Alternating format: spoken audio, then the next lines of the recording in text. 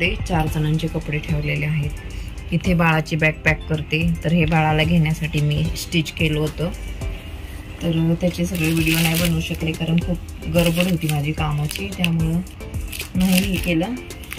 तर आता आपण बाळासाठी काही दुपटे शिवलेले आहेत। तर हे बघा, अशा पद्धतीने मी बाळाची दुपटी शिवलेली आहेत। थोडं वरती कर मोबाईल। तर आता हे आपण व्यवस्थित घड्या वगैरे करून घेऊया।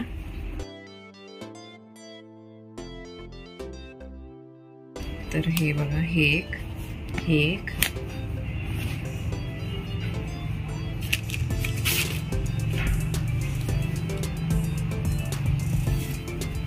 हे पण मी ब्लाउज पीस जे असतात ना त्यापासून बनवलं होतं आणि इकडे बेडशीट वापरले, कारण कपडेच नाही आहेत आजकाल आपल्याकडे। आजी लोक नसतात त्याच्यामुळे आजींच्या साड्या नाही भेटत, तर मी इथे ब्लाउज पीस तर शिवले दुपटे।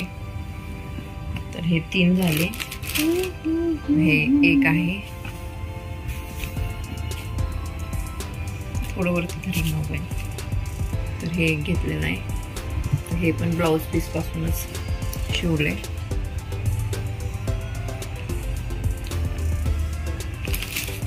आणि हे बाळाला घेण्यासाठी असं एकदम छान सिल्की घेतलेलं आहे मी।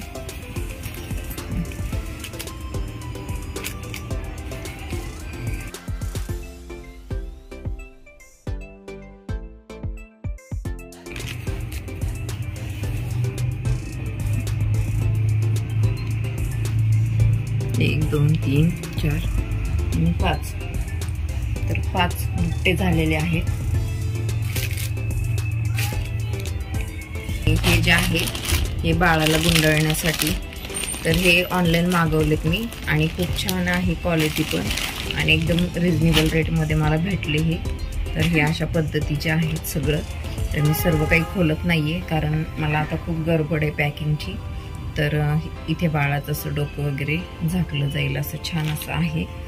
तर कलर पण खूप छान आहे, क्वालिटी पण खूप चांगली आहे। तर हे असे 3चा सेट होता, तर हा मी मागवलेला आहे।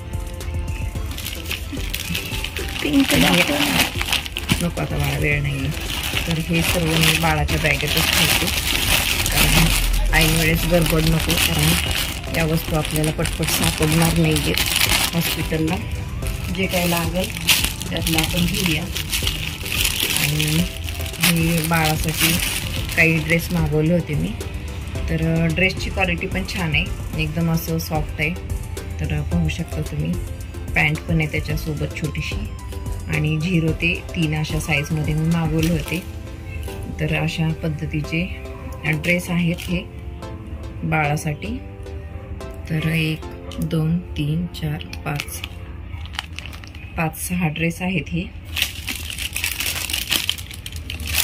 हे पण आपण आहे असं शिवूया जेणेकरून धूळ वगैरे बसणार नाही। हे पण आपण ह्यातच ठेवूया। आणि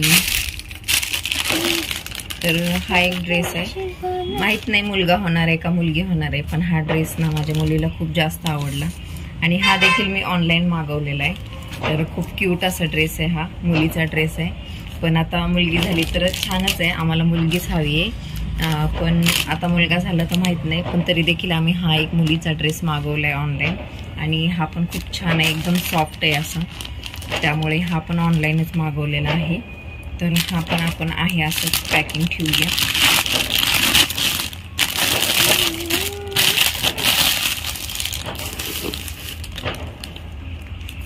पण आहे। त्यानंतर हे जे आहे ते बाळासाठी टोपडी शिवली होती मी। तर ही टोपडी जी आहे ती साईजमध्ये वेगवेगळ्या साईजमध्ये मी शिवलेत, तर छोट्यापासून मोठ्यापर्यंत जसं साईज असेल।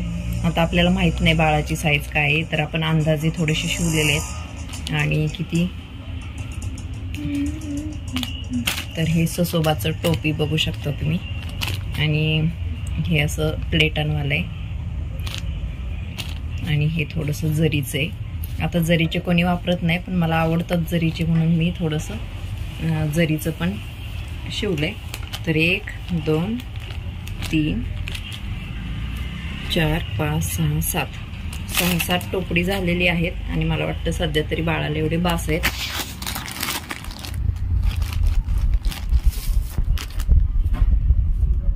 त्यानंतर हे 2 गाऊन आहेत जे माझ्या वहिनीचे आहेत. तर त्याला फिटिंग वगैरे केली मी.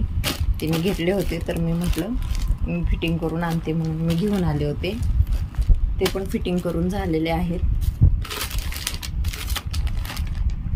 तर हे जे आहेत ते बाळासाठी लंगोट मागवलेत आणि हे पण 0 ते 3 महिन्यापर्यंतची साईज आहे. आणि हे पण कापड खूप असं सॉफ्ट आहे. क्वालिटी पण आवडली आणि क्वांटिटी पण चांगली आहे आणि एकदम रिझनेबल रेटमध्ये मला भेटले ते. तर म्हटलं मागवून टाकावं. हे देखील मी ऑनलाईन मागवले. आणि हे पण ना 1 2 3 4 5 6 7 8 9 10 11 आणि 12 1 डझन आहेत. तर बास होतील एवढे. शिवता आले असते. मशीन पण आहे माझ्याकडे पण म्हटलं नको परत ते कापड कोणतं वापरायचं काय, त्यापेक्षा हे एकदम छान असं मला वाटलं हे, म्हणून मी हेच मागवले. तर आता आपण हे पण याच्यामध्ये ठेवून टाकूया.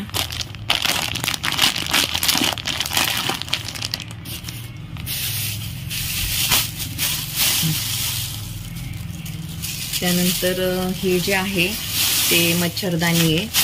ती फुल साईजमध्ये पूर्ण बेडला लावण्यासाठी. तर असं ह्याला बांधायला वगैरे आहे. तर म्हटलं नाही का छोटीशी बाळाची जर घेतली तर ते बाळाला सारखं काढायचं ठेवायचं त्या गोष्टीचा प्रॉब्लेम होईल. तर म्हटलं पहिल्यांदा मोठीच घेऊन टाकावं जेणेकरून बाळ आणि बाळाची आई दोन्ही पण याच्यामध्ये राहतील. तसं मी छोटी पण मागवणार आहे पण थोडंसं आता सध्या तरी मी हेच मागवली. तर ही एक मच्छरदाणी आहे, छान आहे ही पण. तर मी ही एक मागवली.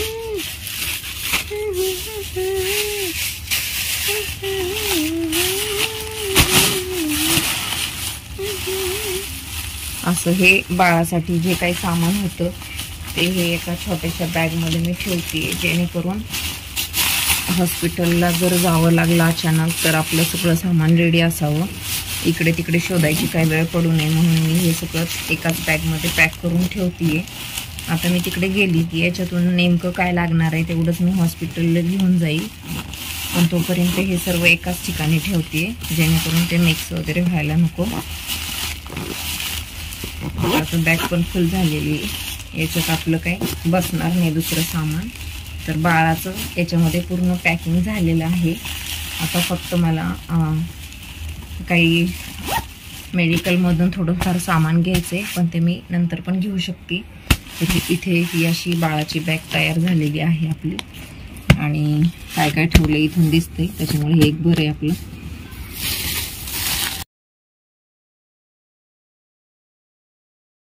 सोबत असावा. हे टिश्यू पेपर आहे, हे पण मी सोबत ठेवते. आणि हे पण टिश्यू पेपर आहे, याच्यामध्ये पॅक करते.